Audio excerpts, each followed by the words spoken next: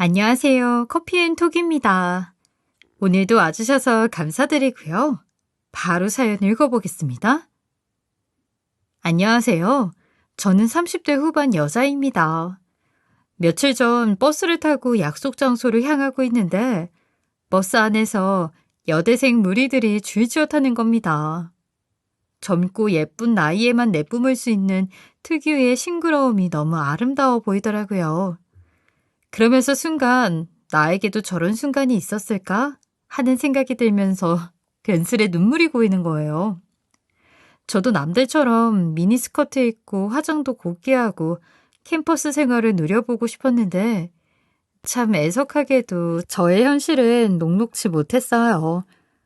어려서 저는 푸드 스타일리스트라는 직업을 가지고 싶었고 그래서 학교도 조리고등학교에 진학했었지만 모든 걸 포기할 수밖에 없었답니다.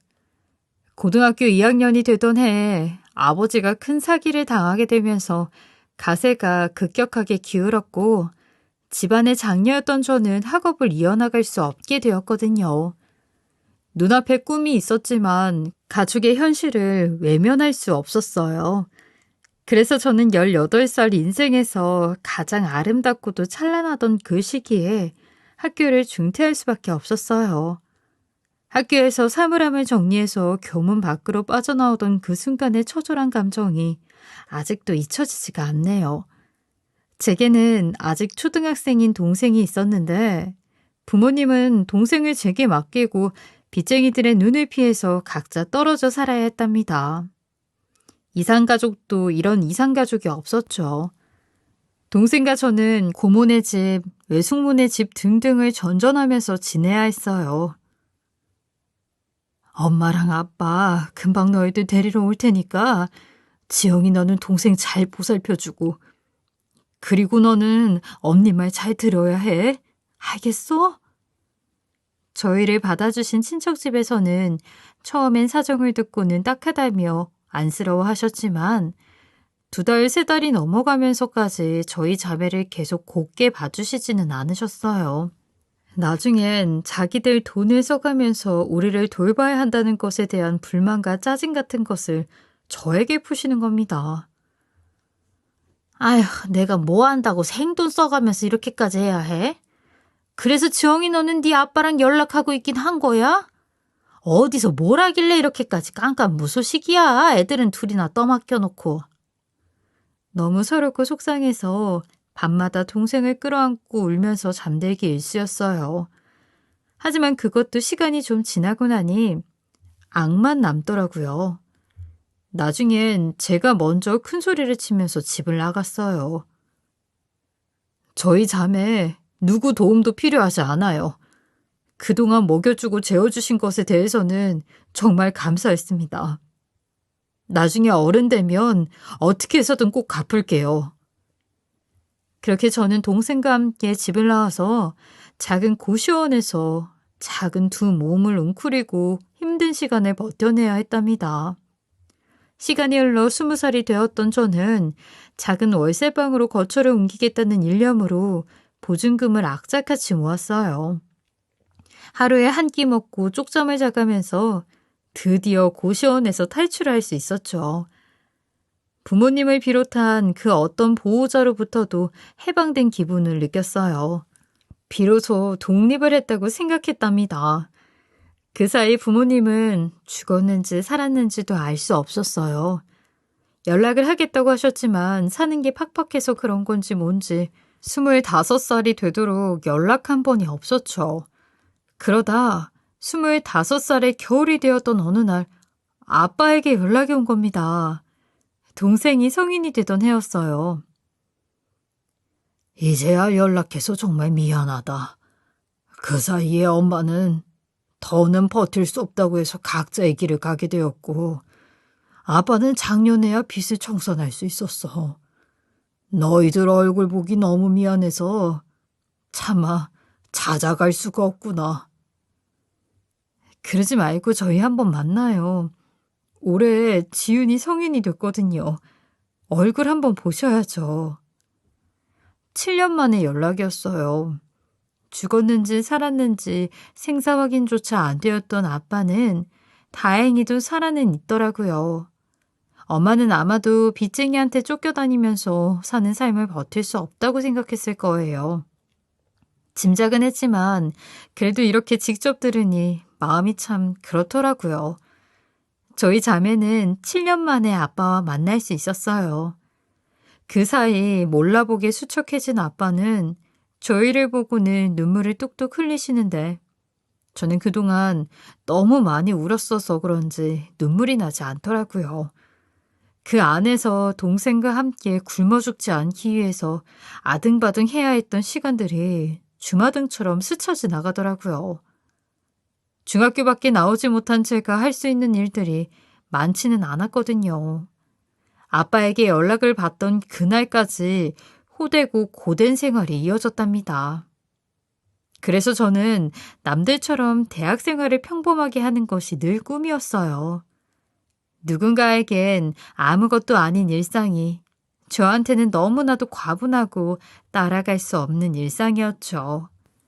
동생도 성인이 되었겠다. 저도 이제 저의 진짜 살 길을 찾아와야겠다고 생각했어요. 그동안은 학력 때문에 공장 말고는 일할 수 있는 곳이 없어서 공장밖에 일을 할 수 없었는데 평생 그렇게 살고 싶지는 않았거든요. 내가 뭘 잘할 수 있을까 하고 생각을 하다가 떠올린 게 어릴 적부터 하고 싶었던 요리였답니다. 조리고등학교를 다니기도 했었고 원래부터 요리하는 것에 관심이 많았었거든요. 당장에 한식, 중식, 일식 자격증을 모두 섭렵해버렸어요. 일하면서 학원을 다니는 것은 쉬운 선택이 아니었어요. 하지만 이 삶에서 벗어날 수 있는 유일한 길은 그것뿐이라는 생각으로 정말 악착같이 공부하고 또 연습해서 일구어낸 인생 최초의 결과물이었죠. 자격증을 취득하고 되는 대로 이력서를 미친 듯이 냈던 것 같아요. 번번이 학력의 벽 앞에서 무너질 수밖에 없다가 우연히 어떤 한정식 집에서 저를 받아주겠다고 하는 겁니다. 저의 딱한 사정을 듣고는 마음이 쓰인다면서 함께 일을 해보고 싶다고 하는 거예요. 정말 너무 감사했죠. 규모가 꽤나 큰 곳이었는데 하루에 12시간 근무를 해야 하는 빡빡한 업무였어요. 온종일 서서 칼질을 하고 막내로서 설거지도 하면서 일을 배웠답니다. 그치만 공장이 아닌 곳에서 내가 하고 싶은 일을 할 수 있다는 사실 하나만으로도 정말 감사하고 또 감사했어요. 제 나름대로 일에 대한 욕심이 생기면서 스스로 레시피 연구도 해보고 재료 공부도 하면서 조금이라도 발전하기 위해 노력하기도 했어요. 그런 부분을 사장님께서 좋게 봐주셔서 월급도 올려주시기도 했고요. 그러다 우연히 회식 자리에서 홀팀 매니저님과 대화를 해봤어요. 평소에 서로 너무 바빠서 아무런 대화를 못 해봤었는데 어쩌다 보니 매니저님과 옆자리에 앉게 되었거든요. 그런데 저희가 알고 보니 동갑이더라고요. 매니저님은 군대를 전역하고 나서 곧장 이 가게에 취업을 했었고 경력이 쌓여서 진급을 했던 거였어요. 회식 자리가 끝나고 나서도 저희는 둘이 맥주 한 잔을 더 기울이면서 이런저런 이야기들을 나누었어요. 어쩌다 보니 저의 과거사에 대해서도 처음으로 누군가에게 털어놓게 되었죠. 지영 씨, 항상 밝고 열심히라 전혀 몰랐어요. 그런 힘든 시절을 보냈었군요. 정말 대단하네요. 다시 보게 됐어요. 뭘요? 마음이 급하니까 다 그렇게 되더라고요. 저는 위로 형만 둘이 있는데 형들은 다들 대학도 좋은 곳을 나왔고 결혼도 잘했거든요. 그에 반해서 저만 집에서 미운 오리 새끼 같아요. 대학도 안 나오고 형들처럼 사무실에서 일하는 것도 아니고요. 그래도 부모님이 그렇게 키워주시는 게 어디예요. 저는 18살 때부터 독립해서 혼자 알아서 해야 했는걸요. 그와의 대화는 마음을 편하게 하는 힘이 있었어요. 왠지 서로의 삶에 대해 이해가 되는 부분들이 많았죠. 어딘지 모르게 묘한 공감대가 맞았던 저희 두 사람은 퇴근 시간이 갔다 보니까 종종 술을 한잔하기도 하면서 급격하게 가까워졌어요. 또 아무래도 동갑이다 보니까 이야기가 잘 통하는 것도 있었고요. 그러다 보니 자연스럽게 연인 사이로 발전하게 되었답니다. 저는 인생에서 연애를 할 수 있을 거라고 생각해 본 적이 없었는데 그 사람과의 연애는 제 스스로가 이렇게 누군가에게 인정도 사랑도 받을 수 있는 사람이라는 것을 알게 해주더라고요. 누군가 진짜 온전하게 저의 편이 되어준 것 같아서 정말 행복했어요. 무엇보다도 남자친구는 제 동생에게 정말 살갑게 잘 대해줬어요. 동생이 없는 그였기에 항상 동생이 있다면 이렇게 해주고 싶었다면서 갑작스레 여동생이 한 명 생겨서 너무 좋다고 했었죠. 동생이 오히려 저에게 결혼을 부추길 정도였다니까요. 언니, 요즘 오빠 같은 사람을 어디서 만날 수 있겠어? 내 친구들이랑 학교 선배 언니들 연애하는 거 보면 다들 개차반이던데. 오빠 같은 사람은 진짜 한 명밖에 없는 것 같아. 너 취업만 하면 나도 곧장 바로 결혼할 거야. 너 살 길 찾는 거는 보고 해야지. 저도 저였지만 동생의 앞날이 걱정되기도 했었거든요. 동생은 학교는 졸업했지만 아직 취업을 하지 못해서 취업 공부를 하고 있었거든요. 저희는 그렇게 꼬박 3년의 연애를 이어갔고 회사에서도 유명한 사내 커플로 자리를 잡았어요. 그 사이 동생은 유명 대기업에 취업을 해서 보란 듯이 직장 생활을 하고 있고요. 우리의 유년 시절은 불행하고 힘들었지만 그 이후의 삶은 우리 스스로 만들어가자는 일념으로 만들어낸 결과들이었죠. 3년이나 연애하고 동생도 이제는 자리를 잡았으니 이 사람과 평생을 함께하고 싶다는 생각이 들었어요. 그 무렵 남자친구도 저와 같은 생각을 하고 있었어요. 그런데 저희에게 갑작스러운 소식이 찾아왔어요. 제가 임신을 한 거예요. 전혀 예상치 못해서 당황스러움은 2배가 되었어요. 이런 저에게 남자친구는 말을 해주더라고요. 우리 이제 3년이나 만났고 어차피 서로 결혼 생각 없던 거 아니니까 침착하게 하나씩 빨리 해결해 나가자. 불안해하지 말고 나 믿고 잘 따라와 줘. 예정에 없던 일이 생겨버리면서 너무 당황하고 불안해하고 있던 저에게 남자친구의 그 말은 너무나도 안심이 되고 든든한 한마디였어요. 그리고 저는 바로 승낙을 했죠.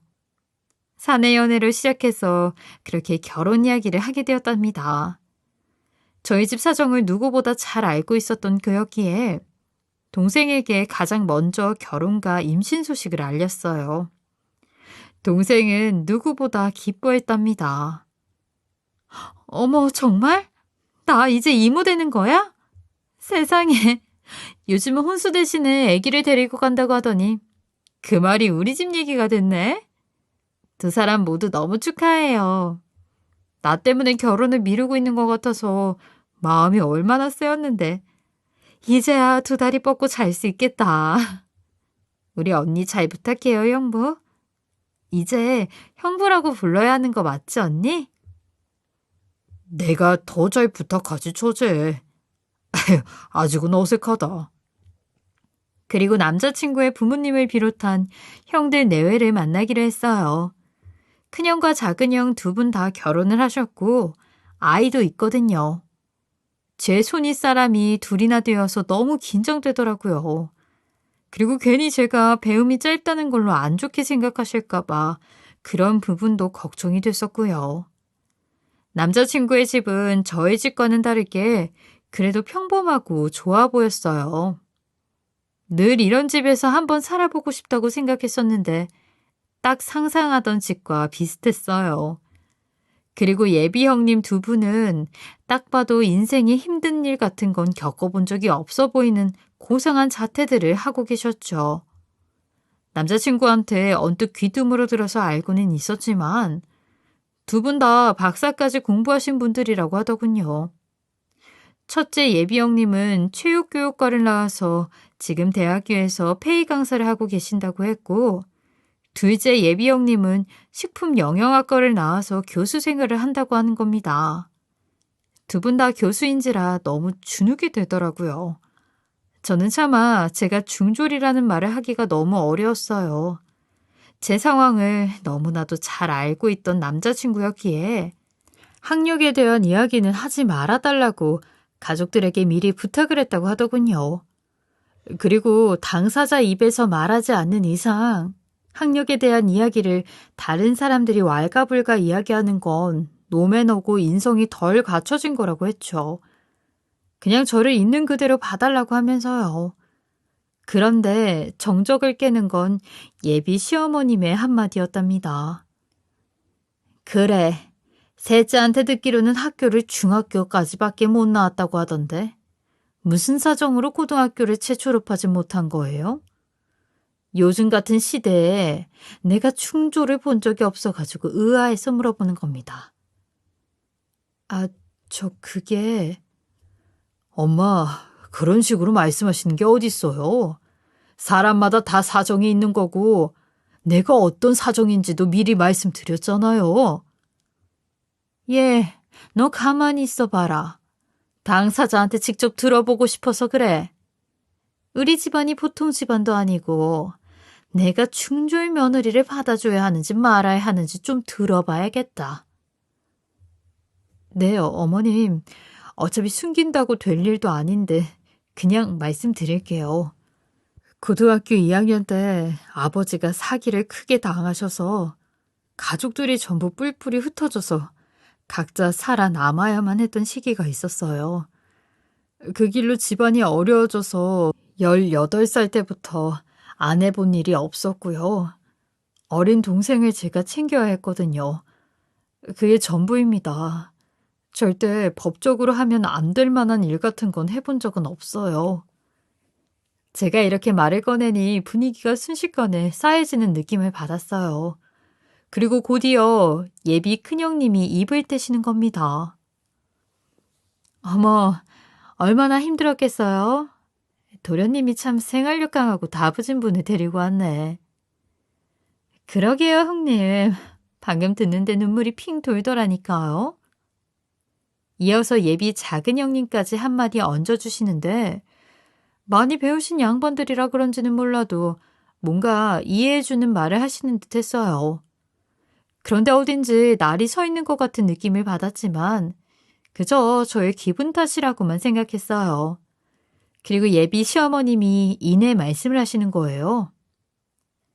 그래, 무슨 말인지는 잘 알아들었는데 우리 집안의 박사 며느리는 아니더라도 그래도 최소한 고등학교는 나온 며느리를 받고 싶은데 중졸은 좀 어려울 것 같네요.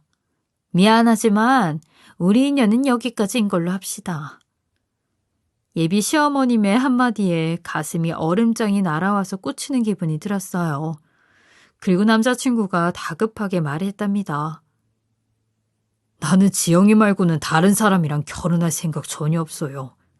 3년 동안 만나면서 누구보다 제 마음을 가장 잘 이해해줬고 저희 서로 원래 알고 지냈던 사람처럼 잘 맞아요. 그리고 다른 것보다도 지영이가 제 아이를 임신했어요. 그러니까 다들 그런 줄 아세요. 뭐? 임신? 내가 정말 못 살아. 너 그러라고 지금껏 그렇게 네 마음대로 살라고 한 줄 아는 거야? 어디서 갑자기 저런 것을 데리고 와서 임신이라는 말을 올려? 어머님, 진정하세요. 그러다 쓰러지시겠어요. 남자친구의 폭탄 발언에 집안이 정말 발칵 뒤집혔답니다. 임신이라는 한마디로 예비 시어머님은 개거품을 물고 쓰러지시고 예비 형님 두 분은 어머님께 달려가서 진정하시라고 하는 통에 정말 난리도 그런 난리가 없었어요. 제가 정말 큰 잘못이라도 한 것 같은 기분이 들어서 그 자리가 너무나도 불편하고 좌불안석이었답니다. 남자친구의 큰형께서 일단 집으로 돌아가라는 말을 해주시면서 저희는 그 자리에서 일어나게 되었어요. 이렇게 환영받지 못하는 결혼을 하는 게 맞는 것일까 하는 생각도 들었답니다. 그리고 뱃속의 아이에게도 죄를 짓는 기분이었어요. 밖으로 나온 저에게 남자친구가 말을 했어요. 정말 미안해. 내가 이러려고 그런 건 아닌데 자기 너무 놀랐겠다. 우리 아기도 많이 놀란 거 아니야? 엄마는 내가 반드시 설득할 테니까 아무 걱정하지 말고 있어. 이 상황이 끝나기는 할까 하는 불안감에 눈물이 흐르고 있었는데 남자친구의 한마디에 정말 큰 위안이 되었어요. 그리고 얼마 뒤 예비 시어머님은 결국 마음을 돌리게 되셨어요. 남자친구의 절절한 설득 때문이었죠. 저와 아이를 위해서 그는 모든 자존심을 내려놓고 어머님께 빌고 또 빌었다고 하더라고요. 내가 참 믿을 만한 사람을 만났구나 하는 생각이 들었어요. 그리고 저희는 결혼식 날짜를 잡게 되었답니다. 우리 집에서 집은 해준다고 하시니까 그래도 집 걱정은 없겠다. 그치? 자식 이기는 부모 없다고 결국은 이렇게 자식 편에 서주신다니까. 뜻밖의 말을 하길래 솔직히 놀랬어요. 하지만 저는 살면서 누구의 도움도 받지 않고 자립을 해버릇하는 게 익숙한 사람이기도 하고 결혼할 때 시댁에서 받는 것들은 전부 갚아야 할 것들이라고 사회생활을 하면서 주워들었거든요. 그래서 남자친구의 제안을 거절했어요. 집? 너무 감사하고 좋지. 근데 우리 둘이 모은 돈이랑 대출 조금 받으면 작은 전셋집 하나는 얻을 수 있어. 우리 손 벌리지 말고 우리끼리 해결하자. 그래야 떳떳하지. 나는 자기가 원래도 멋있는 사람이라고 생각을 하긴 했지만 내가 정말 생각하는 거 이상으로 멋있는 것 같아. 그래, 자기 원하는 대로 하자. 그래서 저희는 손 벌리지 않고 저희끼리 결혼의 모든 것을 준비했답니다. 멀리서 살고 계신 친정 아버지도 와주시고 조촐한 저의 하객들도 제 앞날을 축하해 주셨어요. 그렇게 시작한 결혼 생활은 행복하긴 했지만 신혼집에 들어가자마자 입덧을 시작해서 너무 힘들었어요. 입덧이라는 게 그냥 체한 거랑은 다른 느낌이더라고요. 몸 상태 때문에 더 이상 일을 할 수가 없는 상황이 되어서 그만두게 되었고 출산일을 기다리고 있었답니다. 거의 만삭이 다가오는 와중에 시아버님의 생신이 온 거예요. 생신 준비를 해야 해서 저희 며느리들은 하루 전에 미리 모여서 아버님 생신상에 올릴 음식 준비를 하기로 되어 있었어요. 그래, 장은 내가 혼자 봐서 재료 준비해 둘 테니 너희들은 1시까지 우리 집으로 오면 된다. 그래서 저는 약속되어 있던 1시에 시댁으로 도착을 했어요. 이제 진짜 몸을 움직이는 게 힘든 상황이지만 그래도 결혼하고 처음 맞이하는 중요한 행사인데 저 혼자 빠질 수는 없다고 생각했기 때문이었죠. 그런데 1시가 지나도 아무도 오시지 않는 겁니다. 저는 어머님께 전화를 걸었어요. 어머님, 저 집에 와서 기다리고 있는데 혹시 언제쯤 오세요? 그래, 막내야. 아내가 지금 여기 사모들하고 얘기가 좀 길어질 것 같아서 그런데 네 형님들 오면 같이 먼저 좀 하고 있어라. 내가 뭐뭐 만들지는 써서 냉장고에 붙여놨다. 그래서 저는 알겠다고 하고 끊은 뒤 작은 형님께 먼저 전화를 걸었어요. 동서, 내가 지금 가고 있는데 박사 공부 같이 하던 선배한테 붙잡혀서 조금 늦을 것 같아. 어머님께 양해 구해놨으니까 형님 오시면 먼저 하고 있어. 어머님에 이어서 작은 형님도 사정이 있다면서 늦으신다더라고요. 이미 1시간이나 지난 이후라 큰형님께 전화를 걸었더니 이번엔 이러시는 겁니다. 막내 동서? 내가 어머님한테 좀 늦을 것 같다고 먼저 말씀드렸는데 무슨 일로 전화했어? 오늘 다른 교수가 수업을 펑크 내는 바람에 내가 그 자리 대타로 나가게 됐거든. 먼저 준비하고 있어. 결국 정해진 시간이었던 1시에 도착한 사람은 저 하나뿐이었던 겁니다. 아무도 없다고 해서 아무것도 안 하고 손 놓고 있을 수도 없는 노릇이라 저는 냉장고에 붙여있던 종이를 보고 음식 준비를 하기 시작했어요. 만삭이라 앉았다 일어나는 것도 쉽지 않았는데 그래도 음식 준비를 하고 있으면 누군들 한 명은 오시겠지 하는 생각이었어요. 그리고 장장 5시간 동안 수만 번 돌리지 못하고 음식 준비를 했는데 그 사이에 누구 하나 코빼기도 비추지 않는 겁니다. 허리는 끊어질 듯이 아파왔고 배뭉침도 유난히 심해서 정말 우리 애가 어떻게 되는 줄 알고 무서웠다니까요. 만삭인 며느리 동서를 두고 어떻게 이럴 수가 있나 하는 생각이 들었어요. 배운 사람들이 더하다 싶었죠. 그리고 다음 날 아침 일찍 아버님의 생신맞이 식사를 하러 다시 시댁에 갔답니다. 주인공인 아버님은 제가 준비한 음식들을 맛있게 드시고는 말씀하시는 거예요. 우리 큰애가 손맛이 많이 좋아졌구나. 예전보다 훨씬 맛이 있네. 아버님이 그렇게 말씀을 하시니 저는 당연히 큰형님께서 이건 전부 제가 만든 음식이라고 해줄 줄 알았어요. 근데 너무나도 황당하게 이러는 겁니다. 네, 아버님. 조금이라도 발전하는 구석이 있어야죠. 아버님이 항상 좋은 피드백 해주셔서 이렇게까지 된 거예요. 아버님이 만들어주신 손맛입니다. 생신 정말 축하드려요.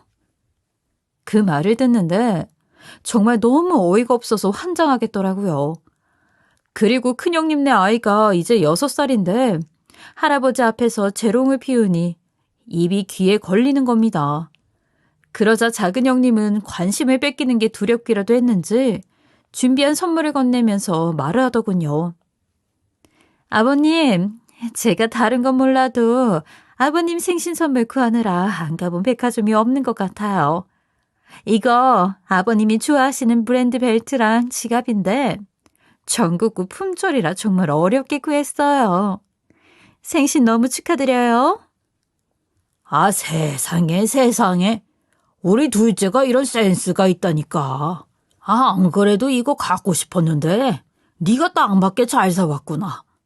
정말 어쩜 이렇게 하는 짓이 전부 예쁘니. 너무 고맙다 둘째야. 큰형님과 작은형님은 서로 경쟁이라도 하듯이 아버님의 예쁨을 받기 위해서 고군분투하는 거예요. 이미 큰형님이 음식을 전부 본인이 준비한 양 말을 해버려서 저는 뭐라고 말을 얹기도 참 민망한 상황이었어요. 그래서 어쩔 수 없이 제가 준비한 선물을 드리면서 말씀드렸어요. 아버님, 생신 너무 축하드려요. 이거 영양제인데 별거 아니지만 드시고 건강하셨으면 좋겠어요. 영양제? 그래, 고맙다, 막내야. 오늘 음식 중에 막내가 한 건 뭐 있니? 아버님, 막내 동서가 지금 몸이 무거워서 이번 준비는 저랑 둘째가 다 했어요. 제가 말을 하려고 하자 저의 말을 가로채버리는 겁니다. 있는 그대로 말을 해버릴까 봐 무서웠던 모양이었어요. 그렇게 후다닥 먼저 본인이 한 양 말을 해버리니까 제가 입을 뗄 수가 없었어요. 그래. 뭐 그럴 수 있다. 자, 우리 둘째가 식품영양학과를 나왔으니 어디 이 영양제 어떤지 한번 봐줄래? 네, 아버님. 동서, 이거 어디서 산 거야? 거의 다 합성원료라 체내에 딱히 도움되는 성분은 없네요, 아버님. 그러지 마시고 제가 다른 더 좋은 걸 사드릴 테니까 그걸로 드세요. 제가 준비한 선물이 별 볼 일 없다는 식으로 내리 깔아버리는 그 태도에 저는 정말 기함을 했습니다. 그래도 나름 약국에서 약사 선생님한테 추천을 받고 구매한 거였는데 그런 식으로 말을 하는 건 정말 아니잖아요? 첫째 형님도 둘째 형님도 그 추악한 얼굴을 숨기고 있다는 걸 이제야 알게 되었어요. 저는 모든 자리가 끝난 이후 형님들께 한마디 하고 싶은 마음에 잠시 이야기를 나누자고 했어요. 그리고 형님들에게 말했어요. 형님들, 어제 각자 사정이 있으셔서 못 오신 건 이해해요. 근데 어떻게 제가 한 음식들인데 그런 말은 쏙 빼고 안 하실 수 있으세요? 만삭몸으로 힘들게 음식 준비했으면 최소한 고맙다거나 그런 게 아니더라도 아버님한테 제가 준비한 거라고 한마디 해줄 수 있으시잖아요. 그리고 제가 사온 영양제 성분이 별로인지 저는 전문가가 아니라서 잘 몰랐어요. 그래도 그냥 좋게 말씀해 주실 수 있는 거잖아요. 저는 서러움에 북받쳐서 쏟아내든 말을 했어요. 그랬더니 큰형님이 먼저 입을 여시는 겁니다. 동서, 정말 웃긴다. 동서가 음식 준비하고 말고 그런 게 어딨어. 우리는 가족이고 다 같이 한 거나 다름없지. 그리고 동서가 정말 그걸 아버님한테 어필하고 싶었으면 그 자리에서 말했으면 될 일 아니야? 이제 와서 이런 식으로 말하는 거 좀 웃기다고 생각하지 않아? 나야말로 너무 당황스럽다. 그래, 동서. 그리고 아버님이 영양 성분 좀 봐달라고 하셨는데 박사까지 나온 내가 거짓말로 말씀드리는 것도 좀 그렇잖아? 사실대로 말씀드려야지. 동서 우리한테 이러는 거 좀 실례인 건 알고 있지? 저는 너무 황당하고 어이가 없어서 머리가 터질 것 같았어요. 이게 정말 내가 잘못한 건지 싶은 생각이 들어서요. 그때 이 이야기를 듣고 계신 어머님이 한마디 거두시는 겁니다. 얘 셋째, 너 지금 네 형님들 불러다가 이게 뭐 하는 짓이니? 내가 정말 어이가 없어서. 어느 누가 손윗 사람들을 불러다가 이건 아니네 저건 아니네 하면서 훈수를 두니? 그리고 첫째랑 둘째가 놀다가 온 것도 아니고 바빠서 그런 건데 어떻게 그걸 가지고 서럽다면서 투정을 부릴 생각을 해? 너도 참 속 없다. 저 어머님 그게 아니라요. 가족끼리 이래서 어디 무서워서 같이 살겠니? 왜 나한테도 어제 음식 준비 같이 안 해서 실망이라고 말해보지 그러니? 어머님 너무 노여마세요. 막내 동서가 아직 어려서 뭘 잘 모르나 봐요. 내 어머님 맞아요. 그리고 지금 만삭이라 몸이 힘들어서 그럴 거예요. 그게 아니면 배울 시기를 놓쳐서 그런 건가? 아이고, 다 됐다. 아버지 이제 곧 외출하시니까 다들 집으로 돌아가라. 정신 사납다. 제가 정말 뭘 그렇게 잘못한 건지 전혀 감도 오지 않았어요. 3명이서 저한테 그런 식으로 말을 하니 제가 진짜 잘못이라도 한 건 아닌가 하는 생각이 드는 겁니다. 집에 가서 저에게 있었던 일들을 남편에게 말하니 남편은 큰형과 작은형에게 이 사실을 말하면서 따진 거예요.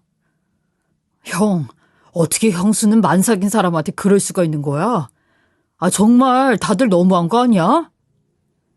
그렇게 말을 하고 얼마 있다가 큰형님과 작은형님한테 또 전화가 와서 난리도 그런 난리가 없었어요. 그 이후로는 제발 남편에게 직접적으로 뭐라고 하지 말라고 그랬다니까요. 정말 악몽 같은 생신이었어요. 그리고 저는 얼마 후 출산을 하게 되었어요. 장장 10시간의 산통을 겪고 아이를 낳았는데 진짜 아이를 낳느라 아프다는 걸 알고 있으면서도 이러다 죽는 건 아닐까 하는 생각을 1000번쯤 했던 것 같아요. 그렇게 저를 힘들게 하고 태어난 아이는 너무 예쁜 딸아이였답니다. 저는 딸아이에게 연지라는 이름을 붙여주었어요. 우리 아이가 태어나고 얼마 지나지 않아서 어머님이 아이를 보러 병실에 와주셨는데 표정이 어두우신 겁니다. 아들인 줄 알고 네 시아버지가 재윤이라는 이름을 짓자고 하셨는데 딸이라고? 세상에. 아버님이 실망이 크겠다. 첫째도 둘째도 다 아들만 잘 나오던데. 엄마, 그래도 지금 막 아이 낳은 사람한테 그런 말이 어디 있어? 아들이건 딸이건 그게 무슨 상관이야, 요즘 같은 세상에. 이건 좀 아니지. 아니긴 뭐가 아니야. 네 아버지가 얼마나 손자를 기대하고 있었는 줄 알아? 에휴, 답답한 것. 어머님은 모진 말을 내뱉으시고는 훌쩍 병실을 나가버리시더라고요. 저는 너무 속상한 마음에 남편을 붙잡고 한참을 울었어요. 그렇게 긴 시간 동안 아픈 것도 너무 힘들고 외로웠는데 제가 아들을 낳지 못했다는 게 이렇게 핍박스러운 말을 들어야 할 일인지는 몰랐거든요. 그렇다고 저 혼자 계속 슬퍼할 수도 없는 노릇이고 제 딴에 정말 열심히 아이를 키워야겠다고 마음먹었어요. 아이를 위해서라도 다시 열심히 일을 해야겠다고 생각했답니다. 저는 100일간의 몸조리를 마치고 다시 원래 일하던 가게로 복귀할 수 있었어요. 사장님께서 제가 장기 근속을 하기도 했었고 워낙 저를 예쁘게 잘 봐주셔서 가능한 일이었죠. 다시 일할 수 있음에 너무 감사한 마음이었어요. 저희는 스케줄표를 짜서 근무를 하다 보니까 남편이 쉬는 날에는 아이를 보고 제가 일을 하고 쉬는 날에는 제가 아이를 볼 수 있는 것도 참 좋았답니다. 그렇게 시간이 지나서 명절을 맞이하게 되었어요. 이번에는 음식 준비를 혼자 하지 않겠다고 생각하고 있었죠. 다행히도 두 형님은 제 시간에 맞게 시댁에 도착했더라고요. 그리고 음식 준비를 하는데 저에게 큰형님이 이러는 겁니다. 아휴, 우리가 공부만 오래 해서 손도 느리고 맛도 잘 내지를 못해. 역시 막내 동서가 손도 빠르고 일도 잘한다니까. 웬일로 저를 치켜 세워주는 말을 하는 거예요. 그러더니 작은 형님은 이러더라고요. 아니, 내가 봤는데 일을 참 빠릿빠릿하게 잘해. 그래도 가게에서 그런 일 하는 게 도움이 많이 되기는 하는가 봐. 칭찬 감사해요. 근데 그런 일이지만 저한테는 배울 게 참 많고 감사한 일이거든요. 무슨 일로 저에게 그런 말을 해주는 건가 싶었는데 그냥 자기들은 쉬운 거 하고 저한테 어렵고 힘든 걸 시키기 위한 밑밥이었을 뿐인 겁니다. 거기에 어머님까지 가세를 해서 저 혼자 온갖 힘든 거는 다 하고 있었어요. 두 형님은 명절이라고 시댁에 선물을 바리바리 싸가지고 왔는데 시부모님께 한우에 전복에 온갖 화려한 것들을 싸오셨더라고요. 그러면서 작은 형님이 저에게 참치캔과 통조림이 잔뜩 들어있는 선물 세트를 인심 쓰듯 하나 주는 거예요. 큰 건 아닌데 우리 선물 들어온 거거든. 동서 하나 가져가. 우리 집엔 캔에 든 거 먹는 사람이 없어서. 아, 그러세요? 저야 감사하죠. 근데 애들 참치캔 먹이면 좋을 텐데요. 영양소도 많고요. 아유, 그런 말 하지 마. 애들 아빠 노발대발 난리나. 우리 집은 참치캔이랑 통조림 같은 가공식품은 아예 들고 들어올 수가 없어. 애들한테도 어른한테도 해롭다고.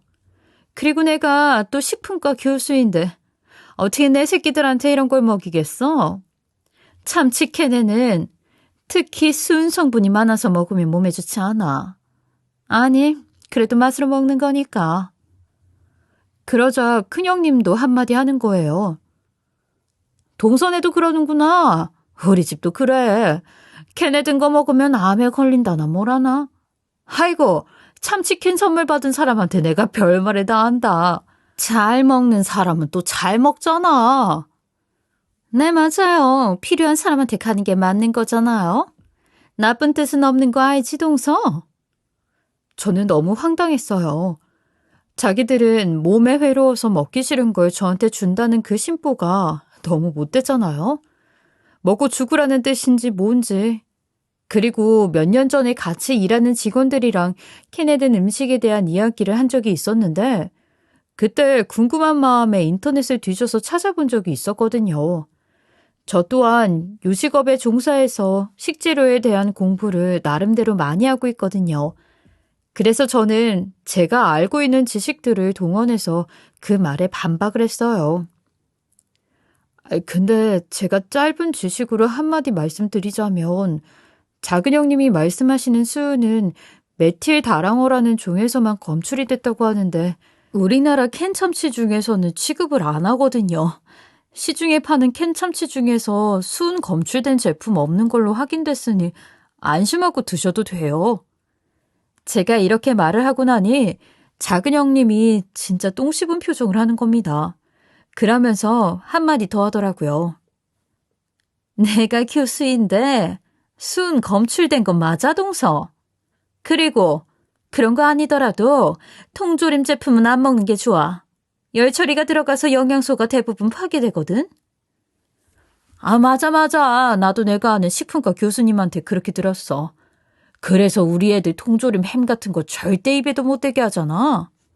그리고 내가 듣기로는 캔참치에서 수은 검출된 걸로 알고 있는데 막내 동생가 잘못 알고 있는 것 같아. 식품과 교수인 동서가 잘못 알고 있을 리가 있겠어? 꼴에 체면 구긴다고 생각을 했는지 순순히 동의를 하지 않는 겁니다.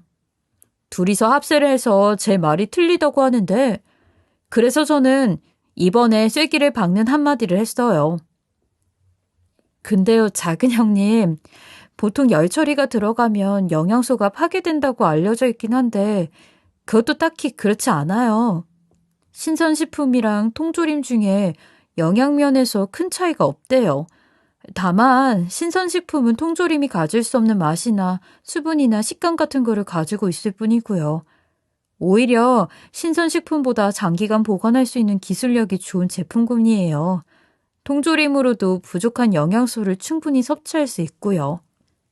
그러자 저의 말에 작은 형님은 정말 표정이 굳다 못해 어이가 없다는 얼굴을 하는 거예요. 동서, 참 아는 거 많다. 그냥 동서가 교수를 하지 그래?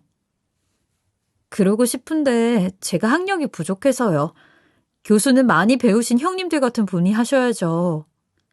저는 일부러 더 열받으라고 한마디를 더 거들었답니다.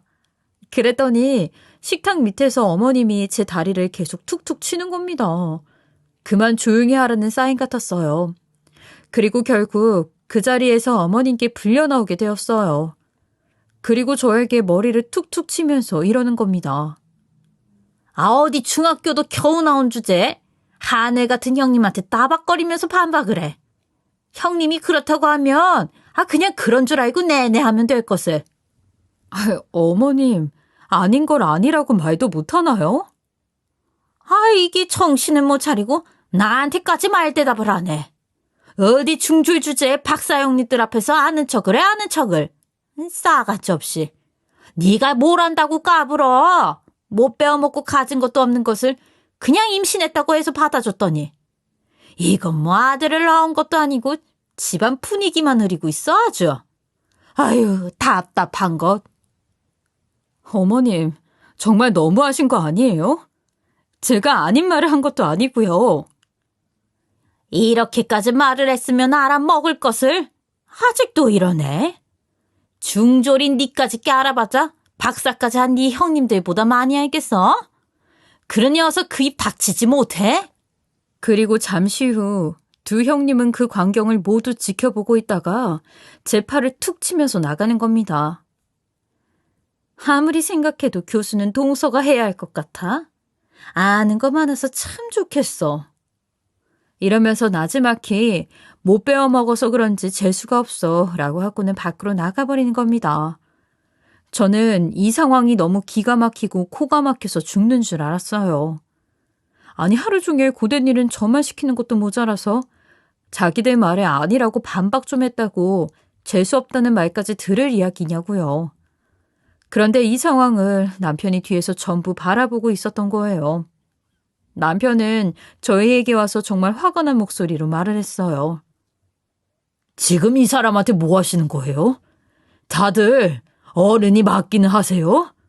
너무 황당해서 제가 잘못 보기라도 한 줄 알았네요. 다시는 저희 볼 생각도 하지 마세요. 여보, 당장 이리 와. 저 녀석이 지금 못하는 말이 없어. 남편은 다신 만날 생각을 하지도 말라면서 큰 소리를 치고 집을 빠져나왔어요. 집에 돌아와서도 분이 삭혀지지 않는다면서 저에게 이러더라고요. 형수들 진짜 미친 거 아니야? 당신 거기서 정말 너무 말 잘하더라. 그렇게 야무질 수가 없었어. 아니, 요리를 업으로 하고 식자재를 매일 다루는 당신이 더 잘하는 게 당연한 거 아니야? 나 참, 형수들 정말 어이가 없어서 아직도 화가 안 풀려. 됐어, 여보. 새님들이라 자기들 말이 전부 다 맞는 줄만 알아. 여기 이거 봐봐. 인터넷에 이렇게 나와 있잖아. 아마 자기들도 집에 가서 인터넷 찾아보고 이마 짚고 있을 거야. 그렇게 저희는 거의 1년이 넘도록 시댁과 연을 끊고 지냈답니다. 차라리 꼴저꼴 보지 않고 남편과 우리 애기 셋이서 지내는 게 훨씬 좋았어요. 그러다가 저는 제가 일하는 가게의 사장님이 슬쩍 알려주신 목 좋은 자리를 하나 알게 되었어요. 지영이 네가 일도 잘하고 나랑 또 오래 같이 있었잖아.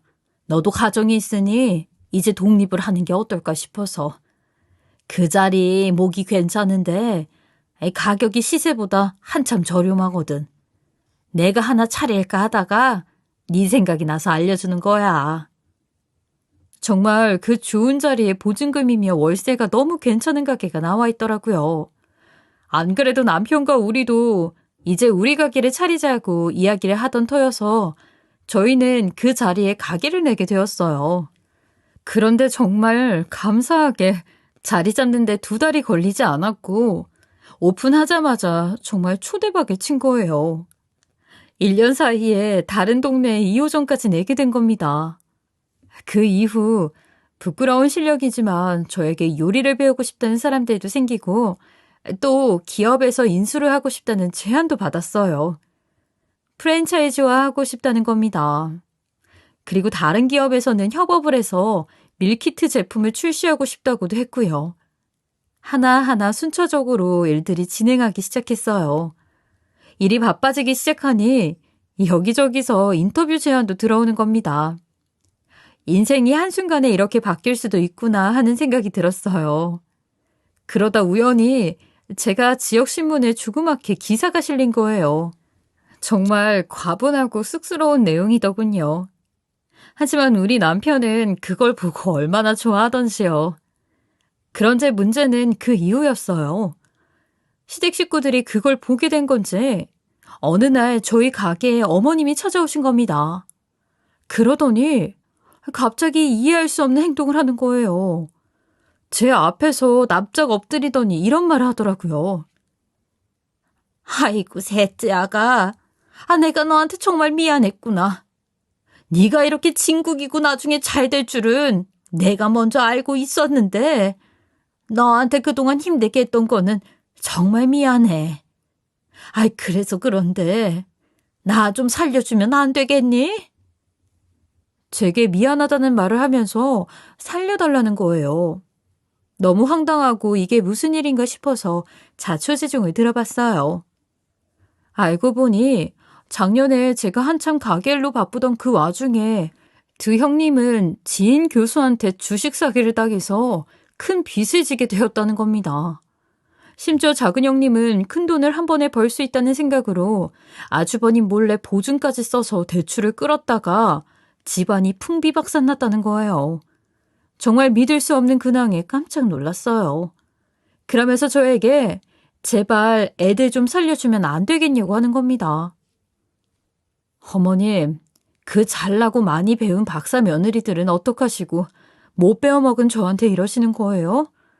저 정말 죽기 살기로 노력해서 이 자리까지 왔어요. 제가 결혼할 때 시댁에서 1원 한 장 받아온 게 있었던가요? 신혼집도 결혼식도 전부 저희 힘으로 했잖아요. 어머님한테 더 이상 드릴 말씀 없으니까 이만 돌아가 주세요. 저는 가차없이 거절을 했어요. 그랬더니 이제는 두 형님이 저희 집으로 온 겁니다. 그 사이 마음고생이 많았는지 피폐해진 몰골을 하고 말하더군요. 동서, 우리가 정말 너무 미안했어. 근데 우리 진짜 너무 급해서 그런데 동서 가게에서 일 좀 할 수 없을까? 동서가 시키는 건 뭐든 다 할게. 형님 말이 다 맞아. 동서, 우리가 정말 미안했어. 지금 우리도 다 신불자가 되는 바람에 학교에서도 쫓겨나고 오갈 곳이 없어서 그래. 가족 좋다는 게 뭐겠어? 우리 제발 한 번만 걷어줘라. 응?